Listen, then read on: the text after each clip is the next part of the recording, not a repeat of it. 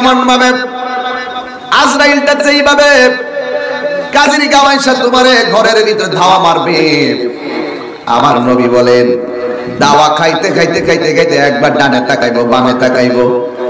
ঘরের মানুষ মনে করবে পেটে ব্যথা করে, ঘরের মানুষ মনে করবে পিঠে ব্যথা করে, ঘরের মানুষ মনে করবে ক্যান্সারের কারণে, ঘরের মানুষ মনে করে ডায়াবেটিসের কারণে। না রে না না না, সাকরাতুল মউত এমন একটা সময়, তখন রোগের কোনো ধরনের ক্রিয়া কাজ করে না, রোগের কোনো প্রভাব গায়ে পড়ে না।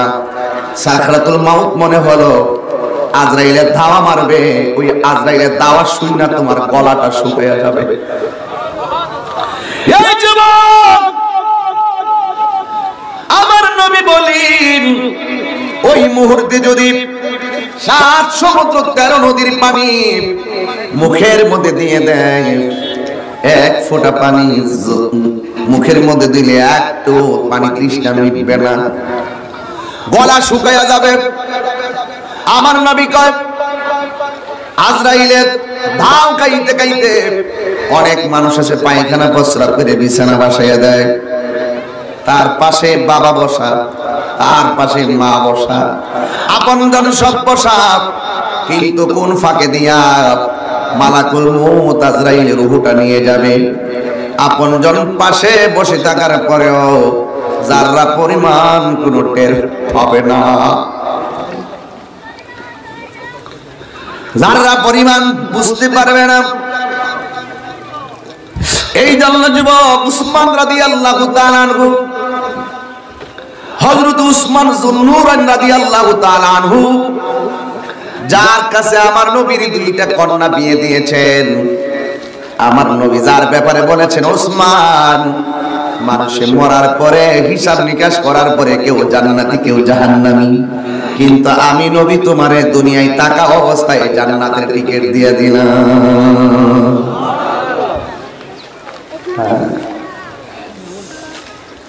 আমি তোমারে জান্নাতের টিকিট দিয়ে দিলাম। যে উসমান যুন্নুরাইনের ব্যাপারে আমার রাসূল বলেছেন আমার 2টা কন্যা আছে, 2টা কন্যারে আমি উসমানের কাছে বিয়া দিলাম, আমার যদি আরেকটা কন্যা থাকতো ওই কন্যাটাকে ওসমানের কাছে আমি বিয়ে দিতাম। কি বুঝলেন?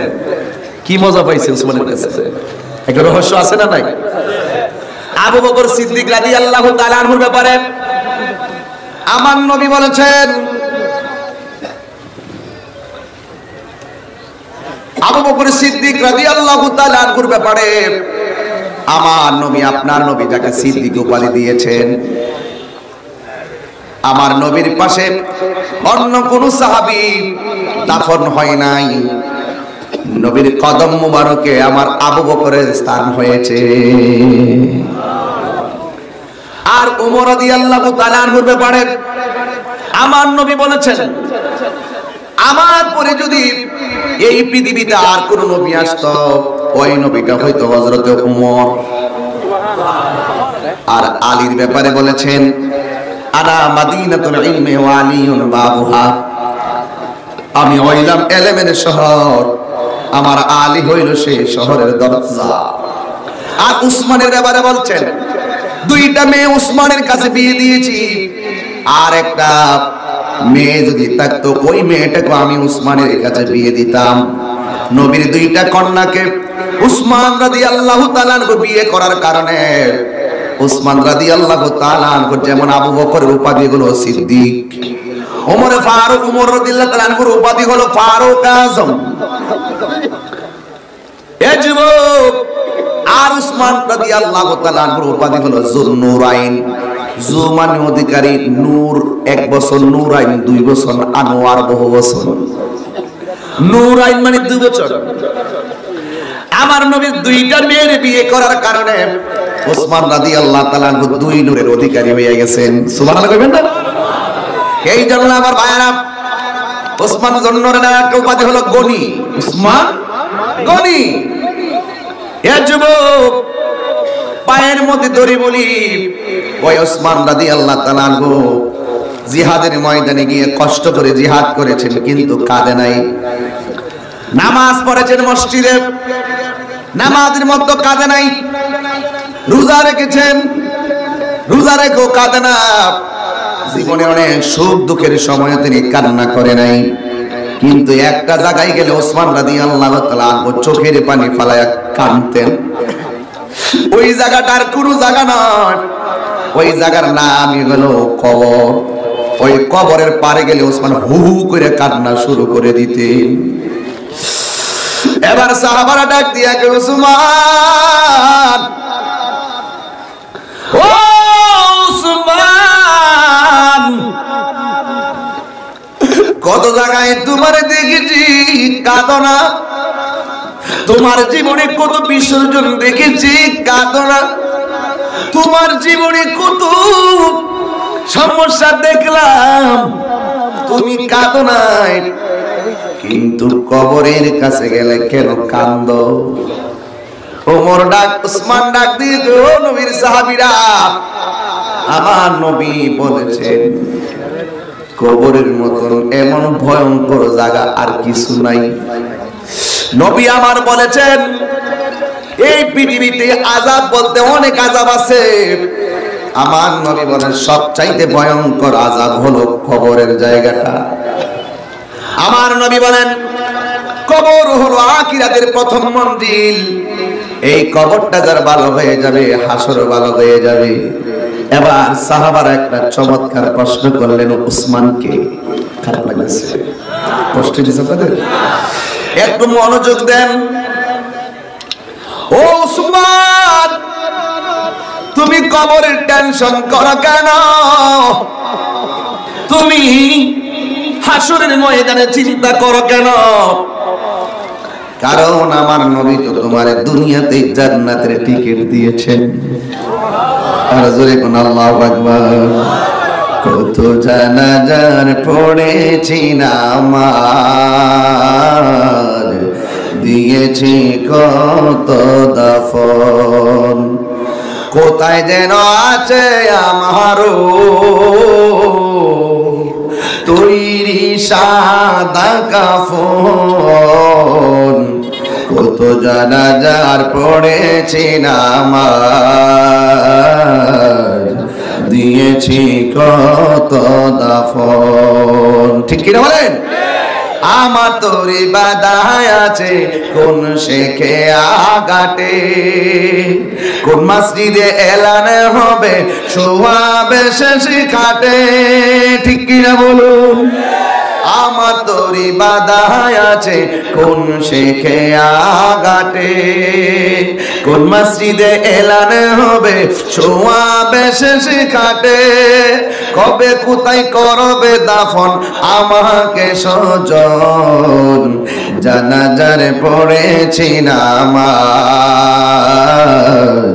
দিয়েছি কত দাফন। সবাই কত জানাজার পড়েছি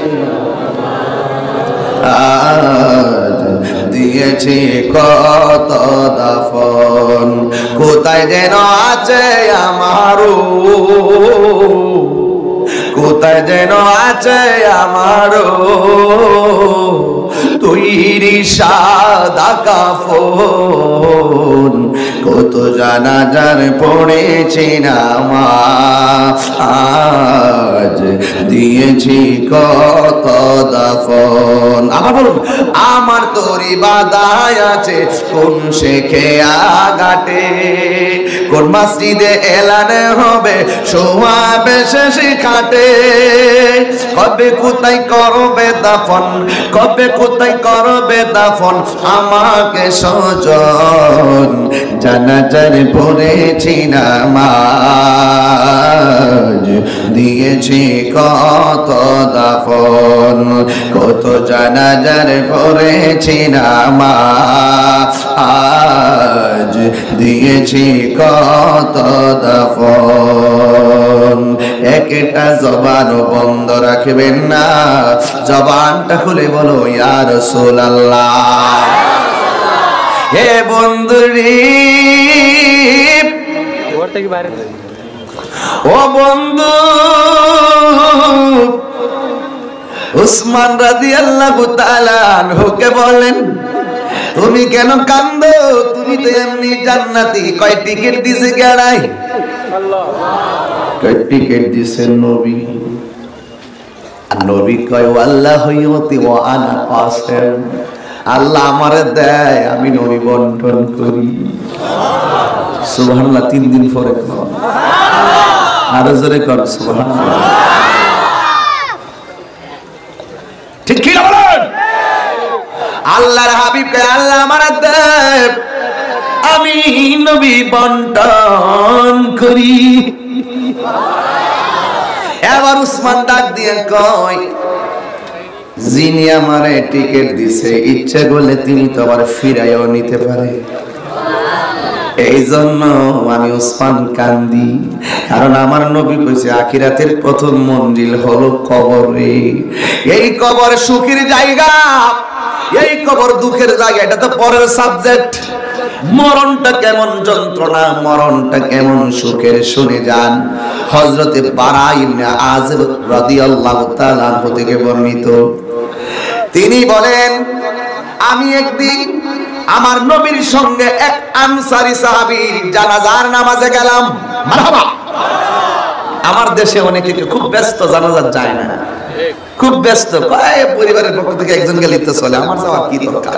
না, জানাজা পড়বেন, মৃত্যুর সংবাদ শুনলে জানাজার জন্য প্রস্তুতি নিবেন। কেন জানেন? কারণ এই মৃত্যু জানাজা, মৃত্যু ব্যক্তি জানাজার পরে যদি আপনি স্বতঃস্ফূর্তভাবে জানাজায় যান, একদিন আপনি মারা যাওয়ার পরেও মানুষ আপনার জানাজায় আসার জন্য পাগল হয়ে যাবে। জানাজার মাঠের 2টা কন্ডিশন। এক, যিনি জানাজা পড়াবেন তিনি যদি ঈমানদার হয়, আর ওই যে যিনি মারা গেছেন তিনি যদি গুনাহগার হয়। এমনও হতে পারে ওই যিনি জানাজা পড়িয়েছেন ঈমানদারের কারণে ওই যার জানাজা পড়েছে তাকে আল্লাহ মাফ করে দিতে পারে। কি বলতাম, কি অসুবিধা হচ্ছে আপনারা? আরেকটু দেখেন, শুধু তাই নয়, যদি যার জানাজা আপনি পড়তে গেলেন সে যদি ঈমানদার হয়, মৃত্যু ব্যক্তি না, আপনি যে জানাজা পড়লেন এমনও হতে পারে তার উসিলায় আল্লাহ আপনাকে মাফ করে দিতে পারে। এই জন্যই জানাজার মাঠে গিয়ে একটা সিস্টেম আছে বুখারী শরীফের মধ্যে, আমরা এলাকাতে এগুলো নাই। এগুলো কইলে কইতে তাহিরি বানায় করো। আসলে আমরা তাহিরিরা চোখে না দেখে ওয়াজ করি না। জানাজার মাঠে গিয়ে বলবেন সম্মানিত কাজীর গাঁওবাসী, আপনারা জানেন আব্দুর রহমান সাহেব এই এলাকার কৃতি সন্তান, তিনি দীর্ঘদিন এলাকায় আপনাদের সাথে চলেছেন। যদি ভুল বিয়াদবি করে থাকে আপনারা ক্ষমা করে দিবেন, আর যদি কোনো লেনদেন থাকে, টাকা আপনারা দেওয়া থাকেন, পরিবারের মানুষের কাছে আপনারা পৌঁছে দিবেন। আর যদি পাওনা থাকেন, ওনার 2 ছেলে আছে, ওই ছেলে আপনাদেরকে ঋণ পরিশোধ করে দেবে ইনশাআল্লাহ। তবে একটি কথা আপনাদের কাছে জানতে চাই, আব্দুর রহমান সাহেব ব্যক্তি হিসাবে কেমন ছিল? সবাই বলেন আব্দুর রহমান সাহেব ব্যক্তি হিসাবে কেমন ছিল? আব্দুর রহমান সাহেব ব্যক্তি হিসাবে কেমন ছিল? এইভাবে 3 বার যখন বলা হবে, আল্লাহ তখন ফেরেশতারা ডাক দিয়ে বলবে, এই ফেরেশতারা দেখ, আমার বান্দারা 10 জন মিল্লা মাঠে ময়দানে বলতেছে আব্দুর রহমান মেয়ে ভালো ছিল, তোরাও সাক্ষী থাক, আমি আল্লাহ তাকে নেকের খাতায় নাম তুলে দিলাম। এগুলো নাই, বলতে চাই না, কম। অনেক জায়গা আছে এইভাবে বলতে গেলে বিভিন্ন ফতোয়া লাগায়, আছে কিনা বলেন? এগুলো চালু সুন্নি যারা, পিওর যারা সুন্নি, এই সুন্নিগুলো এভাবে কথাগুলো বলে থাকেন। শুধু তাই নয়, নামাজ পড়ানোর পরে তার জন্য দোয়া করা হয়, আছে না নাই বলেন? নামাজ পড়ার পরে দোয়া আছে না নাই বলুন? এই দোয়াটাও অনেকে করতে চায় না। এই দোয়াটা দাঁড়াইছিস কি লেগে? আমি তো বলছি তুই কি লেগে দাঁড়াইছিস? কেউ খারাপ লাগতেছে আপনার কাছে? এই কবরের বিষয় নিয়েছেন, কবর সম্পর্কিত কথাগুলি সব বলতেছি। হযরতে বারা ইবনে আযিব রাদিয়াল্লাহু তাআলা আনহু বলেন, আমি একদিন নবীজির সাথে আনসার সাহাবীর জানাজায় গেলাম, তখনও লাশটাকে দাফন করা হয় নাই। আল্লাহর হাবিব আনসার সাহাবীর মাথার কাছে গিয়ে বসলেন। সুবহানাল্লাহ বলবেন না? যেই সাহাবীর মাথার পাশে মরণের পরে আল্লাহর হাবিব বসা, এই সাহাবীর কোনো টেনশন আছে? আল্লাহর হাবিব একটা লাঠি গাড়লেন। তখন আল্লাহর হাবিব সাল্লাল্লাহু আলাইহি সাল্লাম লাঠি গেড়ে বললেন, এই সাহাবারা, এই লাশের পাশে যদি সে ইমানদার হয়, ইমানদার যারা হবে তাদের মৃত্যুর প্রক্রিয়া দেখেন। মৃত্যুর পূর্বে আজরাইল ঘরের মধ্যে আসবে, এসে তার মাথার কাছে বসবে, মারহাবা বলতেন না? কিন্তু রুহুটা নেওয়ার আগে আরেকটা ফেরেশতা ঘরে আসে। এই ফেরেশতার রং হলো দবদবে সাদা। ফেরেশতার রং কি? দবদবে সাদা। এই সাদা ফেরেশতাটা আজরাইল যেমনে বসে মাথার পাশে মৃত্যুর সময়, আর দবদবে সাদা ফেরেশতাটা ওই যে ব্যক্তি মুমূর্ষ একটু পরে মরবে তার দুইটা চোখের মাঝখানে বসে। এটা আমার লাইফে আজকে প্রথম করতেছি। এটা আমার গবেষণা ছিল গত রাত্রে, তখন রাত তাহাজ্জুদের টাইম ছিল, ওই টাইম আমি এটা গবেষণা করেছি। আমার প্রথম আজকে কথাগুলো বলতেছি, বোঝার জন্য বলছি। গভীর মনোযোগ। আমার নবী বলেন, ইমানদারের মরণের পূর্বে আজরাইল আলাইহিস সালাম তার মাথার কাছে আসে। শুধু আসে না, এসে সুন্দর করে বসে থাকে। আর একটা ফেরেশতা ইমানদারের দুইটা চোখের মাঝখানে বসে। বসার পরে আজরাইল আলাইহিস সালাম যখন তার দিকে, রূহটার দিকে হাত বাড়ায়, ওই ফেরেশতাটা আল্লাহ পাঠিয়ে দেন। কেন পাঠাই? তার কারণ আছে। প্রাণ পাখির আজরাইলে বের করবে, ওই ফেরেশতাটা, সুন্দর ফেরেশতাটা ইমানদারের রূহটাকে হাতে নেওয়ার জন্য চোখের গোড়ায় বসে থাকবে। চোখের গোড়ায় বসে থাকবে, রূহটাকে হাতে নিবে। কিভাবে নিবে জানেন? দুনিয়ার মৃত দেহটারে যেমন করে মরার পরে কি কাপড় দিয়া পেঁচায়, সাদা কাপড়, কাফনের কাপড় দিয়া লাশটারে পেঁচায়। পুরুষের হইল 3 কাপড়, মহিলার হলো 5 কাপড়। এই কাপড় দিয়া মৃত দেহটাকে বাইন্ডিং করে জানাজার মাঠে নিয়ে যায়। আর আমার আল্লাহ ইমানদারের দুইটা চোখের মাঝখানে যে সুন্দর ফেরেশতাটারে পাঠায়, ওই ফেরেশতার দুই হাতে দুইটা জিনিস থাকে। এক হাতে থাকে মেশকে আম্বর, এমন আতর যে আতরের সুবাসে সব মুখরিত হয়ে যায়। আর এক হাতের মধ্যে থাকবে আর একটা কাফনের কাপড়। তার হাতে থাকবে একটা সাদা কাপড়, আর এক হাতে থাকবে আতর। ওই রূহটা দুনিয়ার বডির মধ্যে কাফনের কাপড় লাগান মৃতদেহের মধ্যে আমার আল্লাহ ইমানদারের সম্মানে ওই জান্নাতি কাপড় দিয়া ওই ইমানদারের রূহটারে এমন করে বাইন্ডিং করে, আতর লাগায়, রূহটারে বাইন্ডিং করিয়া ওই ফেরেশতাটা উপরের দিকে নিয়ে যায়। আর এই দিকটা ইমানদারের দেহটা শুধু মাটিতে পড়ে থাকে। ওই ইমানদারের দেহটাকে আমরা কাফনের কাপড় দিয়ে পেঁচাইয়া জানাজার মাঠে নিয়ে যায়। আর এই দিক দিয়ে ইমানদারের রূহটারে কাপড় দিয়া সুন্দর করে সুগন্ধি লাগায়া ওই সুন্দর ফেরেশতারা আসমানের দিকে নিয়ে যায়। এই যুবক, মাইকিং হয়ে গেল, কে বললো? আর ওই দিক দিয়া ইমানদারের রূহ লয়া যায়, কে আইতেছে? আর জোরে কোন সুবহানাল্লাহ বলেন। ইয়া আইয়াতুহান নাফসুল মুতমাইন্নাতু রুজিই ইলা রাব্বিকি রাদিয়াতাম মারদিয়াহ।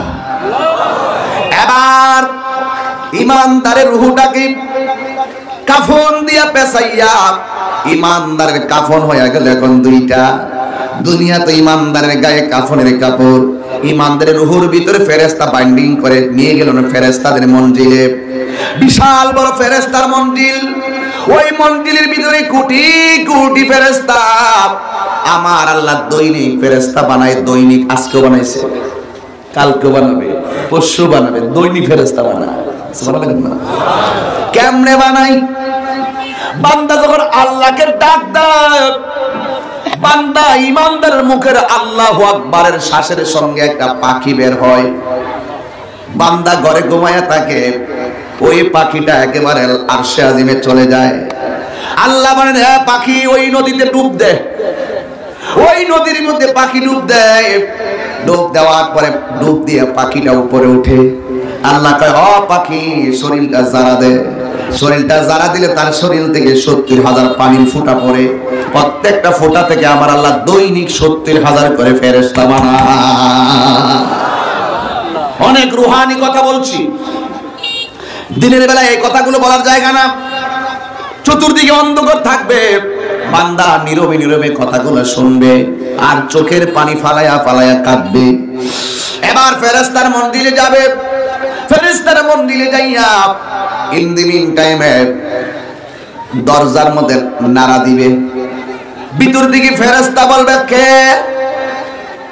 এত সুন্দর গ্রান কোনদিন নাকে লাগে নাই, কে গো তুমি? আমি আল্লাহর প্রেরিত একজন ফেরেশতা। তোমার হাতে কে? কয়েক কাজির গাঁয়ের আব্দুর রহমান মিয়া। জোরে কি আল্লাহু আকবার বলবেন না? আব্দুর রহমান মিয়া যদি ইমানদার হয় সেম কথাই ফেরেশতা বলবে, ঠিক কি না বলেন? এবার ফেরেশতা বলবে, দরজাটা খুলে দাও। এবার ইমানদারে পাইয়া ফেরেশতারা আত্মহারা হয়ে যাবে। এবার গেটটা করে দিবে। ওই ফেরেশতা ওই রূহটাকে নিয়ে প্রথম আসমানের মধ্যে চলে যাবে। ওখানে যাওয়ার পরে প্রথম আসমানের ফেরেশতা বলবে, কে তুমি? কয় আমি হইলাম এমুক। কয় তোমার হাতে কি? কয় ইমানদারের রূহ। কয় ঠিক আছে, দরজা খুলে দাও। সবাই ইস্তেকবাল দিল। একটা আসমান, দ্বিতীয় আসমান, তৃতীয় আসমান, চতুর্থ আসমান, পঞ্চম আসমান, ষষ্ঠ আসমান, সপ্তম আসমান। এই ফেরেশতা ইমানদারের রূহটারে নিয়ে সপ্তম আকাশে নিয়ে যাবে। ইমানদারের রূহটা রাখার একটা জায়গা আছে, ওই জায়গাটা হলো সপ্তম আকাশে। ওই জায়গার নাম হলো ইল্লিন। জবান খুলে গন আল্লাহু আকবার। ওই ইল্লিন নামক জায়গায় নিয়ে ইমানদারের রূহটা রাখবে। আর এই দিক দিয়ে আব্দুর রহমানের লাশটাকে ঘর থেকে জানাজার মাটি নিয়ে যাবে। তখন রূহটা থাকবে ইল্লিনের ভিতরে। এরপরে আমার আল্লাহ ইমানদারের রূহটারে সব দিকে ঘুরাইয়া ঘুরাইয়া মর্যাদা দেওয়াইয়া যখন আব্দুর রহমানের লাশটাকে কবরে রেখে দেওয়া হবে, কবরে রাখার পরে আমার আল্লাহ বলবেন, ও ফেরেশতা এখন কবরে যাও। ওই যে রূহটা আব্দুর রহমান মিয়ার ভিতর দিকে ঘর থেকে আনছিলা, যাও যাও ওই কবরের ভিতরে যাও। এখন আব্দুর রহমান মিয়ার ইন্টারভিউ হবে। আল্লাহু আকবার। আব্দুর রহমান মিয়ার লাশটাকে কবরে নামায় দিল। এর মুহূর্তে ওই ফেরেশতাটা ইল্লিন থেকে সব সেলুট দেওয়া রূহটা আব্দুর রহমান মিয়ার ভিতরে ঢুকাইয়া দিব। তখনও ফেরেশতা কবরে নামে নাই। তখনও ফেরেশতা কবরে নামে নাই। যখন তার ভিতরে রূহটা দিয়ে দিবে, ইমানদার কবর থেকে তার আপনজনরা যে কবর সাইরা বিদায় নিতেছে, ওই আপনজনদের স্যান্ডেলের আওয়াজ কবর থেকে সে পাইতে থাকবে। সব চলে যাবে। ইন দি মিন টাইমে ওই ইমানদারের কবরে দুইজন ফেরেশতা নামবে। একজনের নাম মুনকার আর একজনের নাম নকির। দুইজন কবরের ভিতরে নামবে। নামাজ পড়ে জিজ্ঞাসা করবে, উঠে বসাবে। তখন তো তার জীবন আছে, তারে সুন্দর করে কবরে মায়া করে বসাবে। বসানোর পরে তারা জিজ্ঞাসা করবে, মার রব্বুকা, তোমার রবকে? সে বলবে, আমার রব হলো আল্লাহ। ওয়া মা দীনুকা, তোমার দিন কি? আমার দিন হলো দীন আল ইসলাম, আমার ধর্ম হলো ইসলাম। ওয়া মা কুনতা তাকুলু ফি হাক্কি হাযার রাজুল, এই যে কবরে এই যে লোকটা আছে, এই লোকটা সম্পর্কে তুমি কি ধারণা করতে? ওয়া মান হাযার রাজুল, এই লোকটা কে? তখন বলবে, হুয়া মুহাম্মাদুর সাল্লাল্লাহু আলাইহি ওয়াসাল্লাম, এই লোকটা হলো রাহমাতুল লিল আলামিন, হাবিবে দু জাহান নূরে মুহাম্মদ সাল্লাল্লাহু আলাইহি ওয়াসাল্লাম। এই কথাগুলা তিনটা প্রশ্নের উত্তর যখন দিয়ে দিবে, তখন আমার আল্লাহ বলবেন, ও ফেরেশতারা যাও যাও, আর কবরের ভিতরে যাও।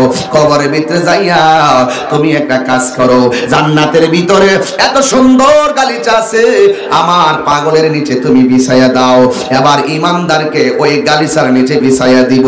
হঠাৎ কইরা ওই লোকটা যেই ফেরেশতাটা রূহ দিয়া গেছে এই ফেরেশতাটা বিদায় নিয়ে নিবে, কিন্তু কবরের ভিতরে আর একটা আলো আসবে, আলো আসবে, আর একটা ফেরেশতা আসবেন, এমন নূরের আলো।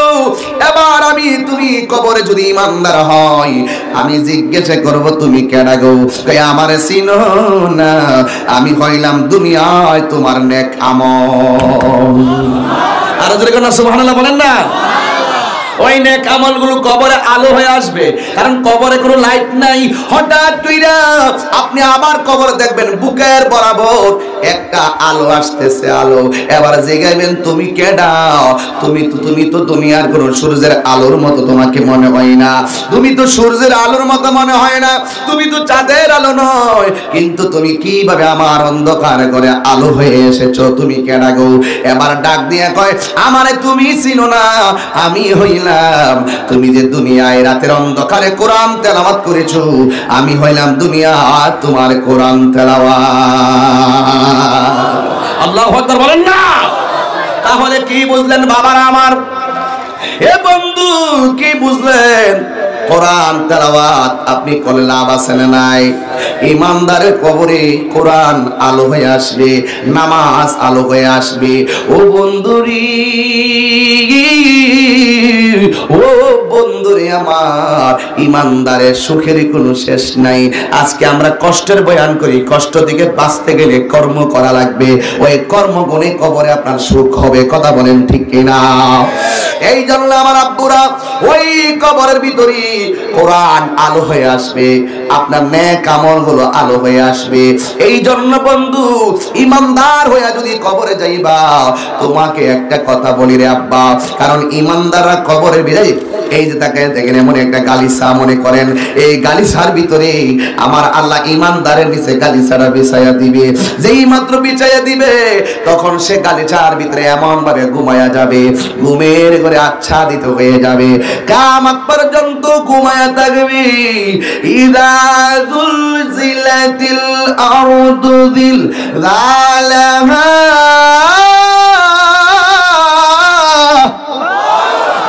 ইযা যুলসিলাতিল আরদু জিলজালাহা ওয়া আখরাজাতিল আরদু আসকালাহা ওয়া ক্বালাল ইনসানু মা লাহা।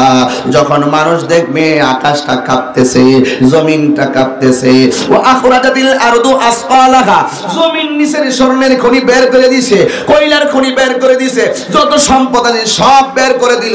সারা জীবন স্বর্ণ দেখলে মাথা ঠিক থাকে না, নেওয়ার জন্য পাগল হয়ে যায়, ব্যবহারের জন্য পাগল হয়ে যায়। কিন্তু কিয়ামতের আগে নিচের যত সম্পদ আছে সব আল্লাহ রাব্বুল আলামিন বের করে দিবে, কিন্তু একটা স্বর্ণের মধ্যে হাত দেওয়ার সময় পাবে না। দোকানদার কাপড়টা বিক্রি করবে, বাস করার সময় পাবে না। তখন দুনিয়াটা একটা কম্পন শুরু হয়ে যাবে। তখন মানুষ বলবে ওয়াকালাল ইনসানু মা লাহা, কি হইলো কি হইলো? 6 মাসের প্রেগন্যান্সি মহিলা, দুনিয়া কাঁপাকাপির কারণে এই 6 মাসের বাচ্চাটা ডেলিভারি হয়ে যাবে, 3 মাসের বাচ্চা ডেলিভারি হয়ে যাবে। সবাই শুধু একটা কথাই ওয়াকালাল ইনসানু মা লাহা, 10 মাসের বাচ্চা ডেলিভারি হয়ে যাবে, কাঁপাকাপি শুরু হয়ে যাবে।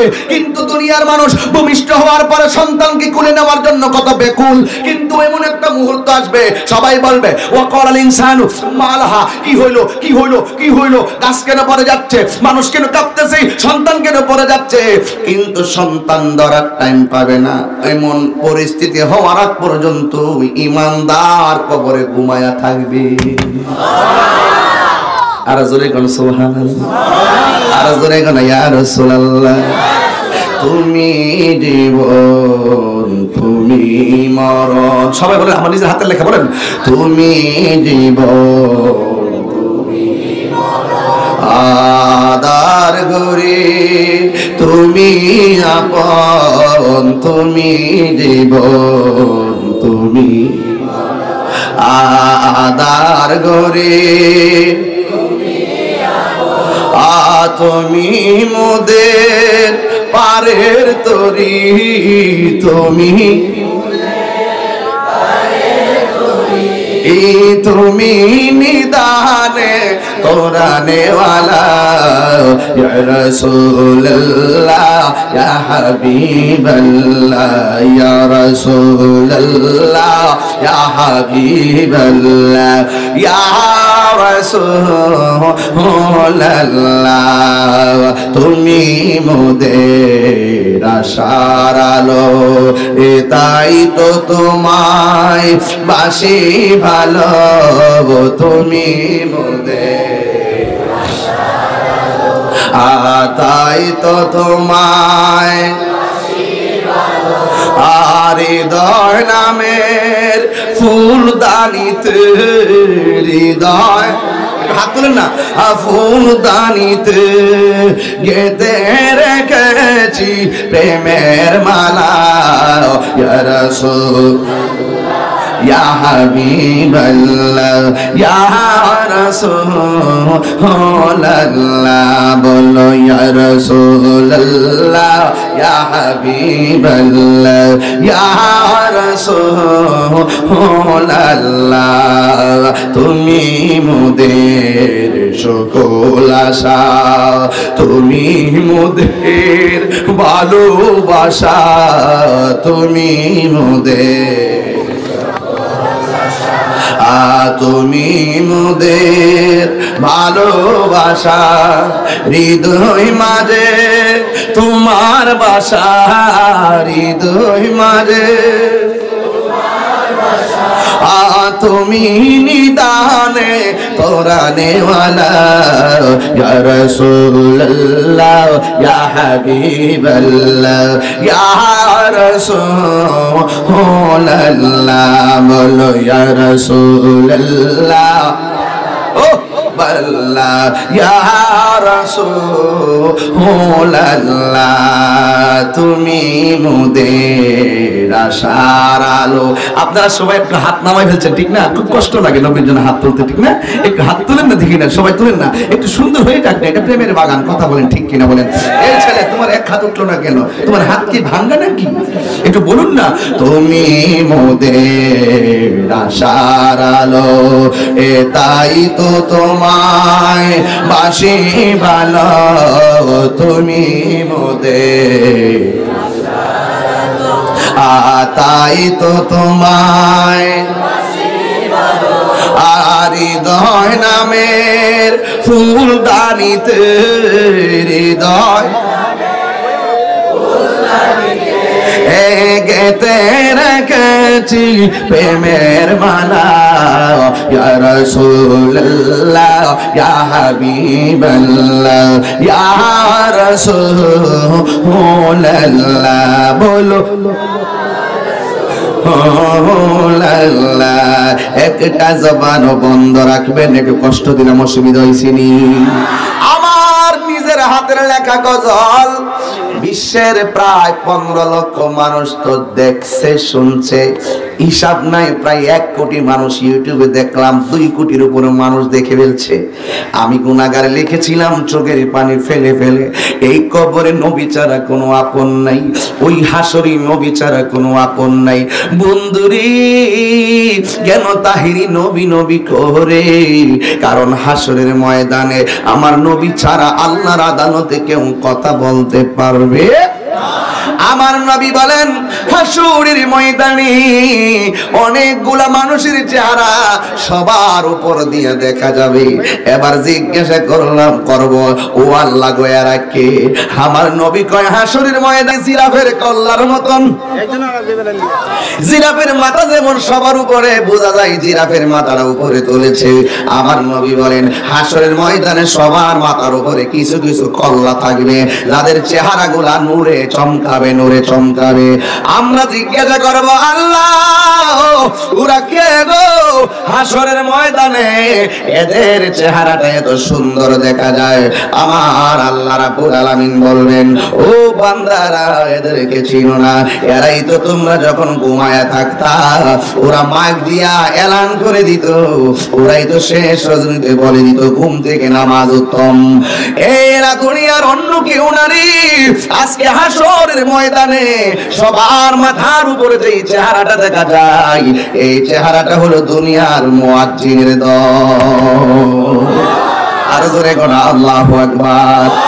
তাহলে মুয়াজ্জিনের দাম আছে না নাই? আমার সমাজে মুয়াজ্জিন সবচাইতে অবহেলিত। আমার সমাজে ইমাম সাহেব বহিলিত না না, ইমাম সাহেবদেরকে কটূক্তি করবেন না, মুয়াজ্জিনদেরকে মন্দ কথা বলবেন না। আপনি ঘুমায়া থাকেন, টাইম লইরা গেলে খারাপ লাগলে ঘুমায়া থাকবেন, কিন্তু মুয়াজ্জিন তার চাকরি দায়বদ্ধতার কারণে প্রতিদিন ঘুম থেকে উঠে উঠে টাইম মতো আজান দেয়, 1-2 মিনিট এদিক সেদিক হয় না। যেই মানুষটা সব সময় আজান দিত, দুনিয়ার ভিতরে তুমি তারে টেরা চোখে দেখেছো, কিন্তু হাসরের ময়দানে এই মুয়াজ্জিনের দাম বাড়াইয়া দিবে কে? শুধুমাত্র তাই নয়, আমার বিষয় দিয়েছেন হাসর। আমি যদি আমার খবর দিয়ে শেষ করি বলবেন হাসরে গেলাম না, এত অল্প সময়ে সব করা সম্ভব নয়। আমার নবী বলেন কিছু কিছু মানুষ আছে যাদের পেটগুলো থাকবে কালবুয়ুতিন ঘরের মতন, পেটের ভিতরে থাকবে শুধু সাপ আর সাপ। আমরা জিজ্ঞাসা করব আল্লাহ এরা কারা গো, এদের পেটটা এত বড় কেন? ওই এদের পেটের ভিতরে হলো সাপ আর সাপ, এই সাপগুলো তাদের পেটের ভিতরে দংশন করতেছে। এই দংশনের কারণে ওই মানুষটা হাসরের ময়দানে এমন করে চিৎকার দিব, জাহান্নামীরাও বলবে আল্লাহ এই পাগলটার এখান থেকে সরান, তার কান্নার আওয়াজ ভালো লাগে না। এমন ভাবে তুমি বিকট বেরস কণ্ঠে তুমি কান্না করবা, আমরা বলবো আল্লাহ এরা কারা গো? আল্লাহ রাব্বুল আলামিন তখন বলে দিবেন এদেরকে চিনো না, এরা হলো দুনিয়ার সুদখোরের দল। আছে না নাই? কম না বেশি? জ্বালা জোড়াই না খাওন দিয়েছি,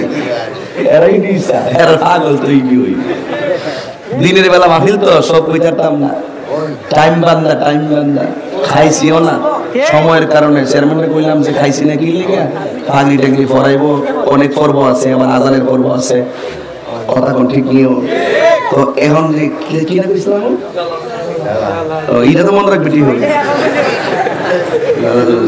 এইটা হইলে এইটা মনে রাখবো। হ্যাঁ এইটা লাগে পাগল। ওরে সারা জ্বালায় কিসে জানে, ওরে বাপ রে, দেখছেন চেয়ারম্যান সাহেব কইছিল 3টার সময় যাইব, ওর মাত্র 3:30 প্রেমের বিষে ধরছে গা। আরে কি ঘটনা কি ইডি লেগে আইছিল না? ও গো যারা জ্বালায় কেসে জানে, মনের কথা বলবে কে দয়াল মিলে। ওরে পাইতাম যদি মনের কথা কইতাম খুলে নিরলে, মনের ব্যথা বুঝবে কে মুর্শিদ বিনে। এগুলা তো এখন বাদ দিয়ে দিছি রে বাবা। সবাই গাইলে দোষ নাই, তাহিরি গাইলে দোষের অভাব নাই। তারা আওয়াজ কিছু ঠিক কিনা? জ্বালা জোড়ায় না, জ্বালা জোড়ায় না, সুদখোর আছে না নাই? সুদখোর কইলে সুদখোর আমার প্রতি বেজার হইব, আমার খিতা হইব। মুনাফিক রে মুনাফিক কইলে মুনাফিকের গায়ে লাগবে, ঘুষখোর কি ঘুষখোর কইলে ঘুষখোরের গায়ে লাগবে, সুদখোর কইলে সুদখোরের গায়ে লাগবে। পেটটা হলো কালবুয়ুতিন ঘরের মতন বেফতার পেট, পেটের ভিতরে কি খাওন না সাপ, এরা কি নামাজি না সুদখোর?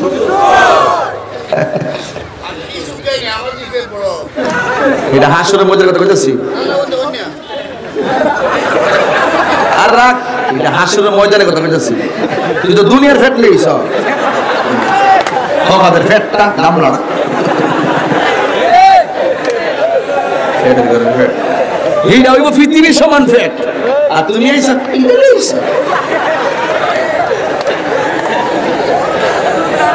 আল্লাহু আকবার গান। ফেটটা হইব কালবুয়ুতিন, মুসলিম শরীফের হাদিস বেটা, আমি কইছি না, হাদিস নবীজি কয় কালবুয়ুতিন বাইতুল বহুবচন বুয়ুত, কামানির মতো তাসবিহ ঘরের মতো, ফেটটা হইব ঘরের মতন, তোর ফেটটা দি ফেটের মতন। কেউ খারাপ লাগতেছে? কেউ অসুবিধা লাগতেছে? বাজারে একটু নিরবে একটু কথা বলছি, এখন একটু হাঁটাহাঁটি করে অসুবিধা নেব না। এটা লইছে তোর ফেটে গাইলাম আমাদের। এই বাবা এমন যে তোর মাহফিল আইছি, তোর এক গ্লাস পানি দিলে না মনে হয় আর আনতে না আমারে লাল চা করেন না, তো চা খাই না, আমি স্টেজে কফি খাই। আস্তে কষ্ট হয়েছে বুঝতে পেরেছি। সুদ আছে না নাই? কম না বেশি? সুদ কি চলবে না বন্ধ হবে? আল্লাহ বলেন আহাল্লাল্লাহুল বাইআ ওয়া হাররামার রিবা।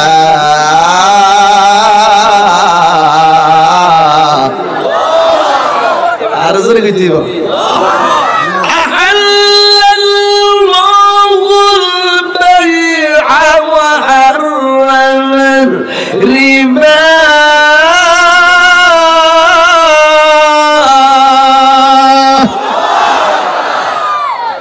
আমি যখন মাঝে মাঝে মসজিদে যাই ইনি হেরা ভাইরাল করা, আমি যে এত কষ্ট করে তেলাওয়াত করি, আমি চা খাই না, কফি না থাকলে অসুবিধা কি? না থাকলে অসুবিধা না, রাখেন আসতে। আমি ওয়াজে চা খাই না, কফি খাই, আমার প্রমোশন হয়েছে। কথা বলুন ঠিক কি না? যাই হোক,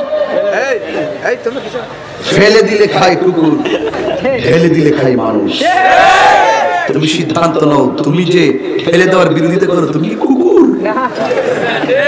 ফেলে দিলে খাই কুকুর, ঢেলে দিলে খাই মানুষ। এখন সিদ্ধান্ত নাও, তুমি কি বলতে চাও? এক আইনজীবী মামলা করছে অশ্লীল শব্দ, কই লেখাপড়া করছে?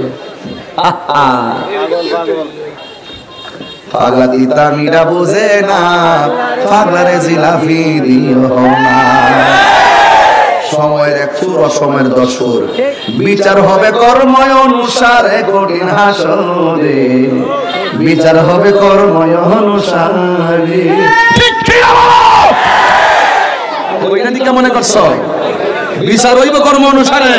তাহিরের বিরুদ্ধে যদি প্রতিহিংসা করে কিছু করে থাকো, তাহির যদি দুষ করে না থাকে, তার জবাব একদিন দিতে হবে। হাত তুলে বলো ঠিক কিনা বলো।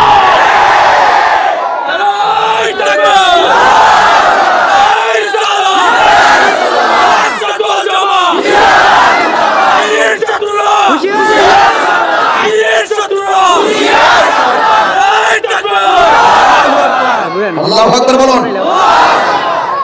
আমি বলছি সুদ করে কথা, সুদ করে আমার বিরুদ্ধে লাগলে কি সুদের ওয়াজ বন্ধ করে দেবো? সুদ করে কারণে সমাজের গরিব আর গরিব হইতেছে, সমাজের মধ্য থেকে আল্লাহর রহমত উঠে যাচ্ছে। মসজিদ এমন একটা জায়গা, যেই জায়গার সভাপতি পর্যন্ত আমরা সুদখোরকে বানাই। যদি আমরা জানি লোকটা সুদ খায়, জিন্দেগিতেও তার মসজিদের সভাপতি বানাইতাম না। সে আন্দোলন করুক না, আমরা আন্দোলনে জিতবো ইনশাআল্লাহ। কথা বলেন ঠিক কিনা? এই জন্য যুবক, আপনি মনে করেন না সুদের ওয়াজ করার কারণে আপনার বিরুদ্ধে আমি লেগে গেছি। না না না না, আমার নবী বলেন সুদের 70টা গুনাহ, এর মধ্যে সর্বনিম্ন গুনাহ হলো নিজের মায়ের সঙ্গে জিনা করা। তো এই ওয়াজ দিয়া তো আমি আপনার বাঁচাইলাম, ভালো কাজের আদেশ দিতেছি, মন্দ কাজ নিষেধ করতেছি। এই সিদ্ধান্ত তো আমার না, এই সিদ্ধান্ত হলো আমার আল্লাহর।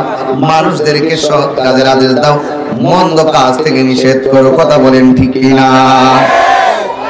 এখন প্রশ্ন হলো, হুজুর সুদখোরের কিন্তু দোষ নাই, দোষ আমরা সুদখোরের আব্বা ডাইকা ডাহাত দিকে আইনা মসজিদের সভাপতি বানাই। কি রে, এই সুদখোর থেকে আমরা টাইলসের টাকা নিতে পারবো, ফ্যানের টাকা নিতে পারবো, দোতলার কাজটা ঠিক মতো হইব, এর লাগে আমরা তার বাপ ডাইকা আইনা বানাই। আমি কই প্রয়োজনে আমরা সেক্টরে নামাজ পড়বো, এরপরে সুদখোরের টাকা দিয়ে আমার মসজিদ বানানোর দরকার নাই। ঠিক কি না বলো? কথা পরিষ্কার, কথা পরিষ্কার। সুদখোর কি আর সভাপতি চলবে? কি হবে বেঁচে থেকে? অযথা বিদ্যা শিখে যদি না করতে পারি সুদ মুক্ত সমাজটাকে, ঠিক না বলে? কি হবে আলেমে হয়ে ইমাম সাজে সমাজেতে, যদি না হক কথা উচ্চ সুরে না বলিতে? কি হবে আলেম হয়ে ইমাম সাজে সমাজেতে, যদি না হক কথা উচ্চ সুরে না বলিতে? চাকরি বই করো যদি ছেড়ে দাওই না গদি, চাকরি বই করো যদি ছেড়ে দাওই না গদি। কি হবে ধোঁকা দিয়ে আল্লাহকে, কি হবে ধোঁকা দিয়ে আল্লাহকে, কি হবে বেঁচে থেকে? অযথা বিদ্যা শিখে যদি না করতে পারি শোষণবিহীন সমাজটাকে, ঠিক কি না বলো? কি হবে আকাশ ছোঁয়া বিলাসবহুল বাড়ি গাড়ি, না খেয়ে কত মানুষ পরপারে দিচ্ছে বাড়ি। কি হবে আকাশ ছোঁয়া বিলাসবহুল বাড়ি গাড়ি, না খেয়ে কত মানুষ পরপারে দিচ্ছে বাড়ি। আজরাইল আসবে যবে মাটিতে পড়ে রবে, আজরাইল আসবে যবে মাটিতে পড়ে রবে, কোন কাজে লাগবে না তোর বিল্ডিংটাকে। কোন কাজে লাগবে না তোর বিল্ডিংটাকে। কি হবে বেঁচে থেকেই অযথা বিদ্যা শিখে যদি না করতে পারি তারা মুক্ত সমাজটাকে। জোরে বলো ঠিক না ঠিক? তাইলে সুদ করে শাস্তি হাসনা মাঠে আসে না নাই? ও যুবক রাগ করো না। একজন আমার প্রশ্ন করে, হুজুর সুদের বিরুদ্ধে এমন ওয়াজ করেন, ঘুষের ব্যাপারে কিছু কন্যা গিয়ে লাগা। আমি কইলাম আমি কি কইতাম, নবী তো কয়ে গেছে 1400 বছর আগে, আর রাশি ওয়াল মুতাশি কিলাহুমা ফিন্নার। যে ঘুষ খাইবো যে ঘুষ দিব দুটোটাই জাহান্নামের আগুনে জ্বলবে। এখন আপনারা বলুন, আমরা কি জান্নাত চাই না জাহান্নাম চাই? জান্নাতের পক্ষে কে কে আছেন হাত তোলেন। ইমানদারের দাম আছে না নাই? আরো জোরে আছে না নাই? হাত না।